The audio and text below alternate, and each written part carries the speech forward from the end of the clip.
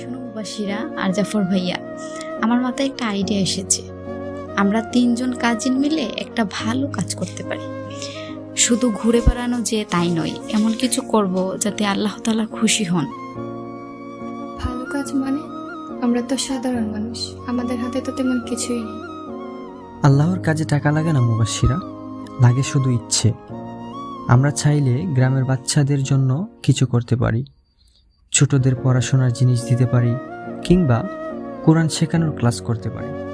মাশাআল্লাহ, দারুণ কথা জাফর ভাইয়া। তাহলে চলেন আমরা তিনজন একটা পরিকল্পনা করতে পারি। আমরা কাল সকালে মসজিদের পাশে যাব। আগে বাজার থেকে কিছু বই, খাতা আর কলম কিনবো। আমি কিন্তু কলম কিনবো। তাহলে আমি কিনবো খাতা। আর আমি কোরআনের ছোট ছোট বই কিনব। তারপর তিনজন মিলে বাচ্চাদের মাঝে এগুলো বিতরণ করব। তারপর তিনজনের মধ্যে অনেক উৎসাহ বাড়ে। তারা পরিকল্পনা করে পরের দিন সকালেই কাজে বের হয়। দেখো, আমাদের তিনজনের যাত্রা কিন্তু ছোট না, কেমন জানি অ্যাডভেঞ্চারের মতো লাগছে। হ্যাঁ, তবে একটা কথা মনে রেখো, ভালো কাজ করলে আল্লাহ সবসময় সাহায্য করেন। আমাদের যদি টাকা কম হয়, আল্লাহ হয়তো সহজ রাস্তা বানিয়ে দেবেন। সত্যি কথা, রাসূল সাল্লাল্লাহু আলাইহি সাল্লাম বলেছেন যে মানুষের সাহায্য করে আল্লাহ তার সাহায্য করেন। আমরা তিনজন যদি মিলেমিশে কিছু করি, এর সওয়াবও তিনজনের ভাগে আসবে। তারপর তিনজন বাজারে পৌঁছালো।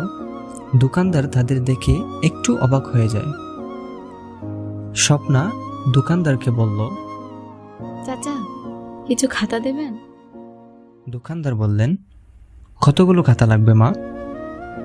স্বপ্না বলল, আমাদের কাছে বেশি টাকা নেই, তবে 10টা দিন।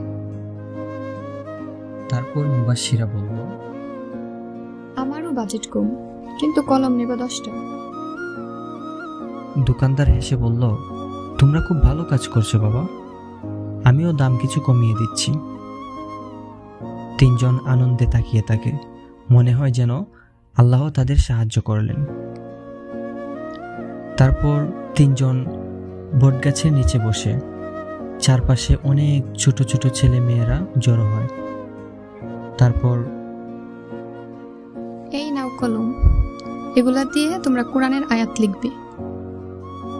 এই বইগুলো নাও, এই বইগুলো থেকে কোরআনের ছোট ছোট সূরা শিখবে, প্রতিদিন একটু করে পড়বে, আল্লাহ খুব খুশি হবেন। বাচ্চাদের চোখে খুশির ঝিলিক, তারা আনন্দে লাফিয়ে ওঠে। কেউ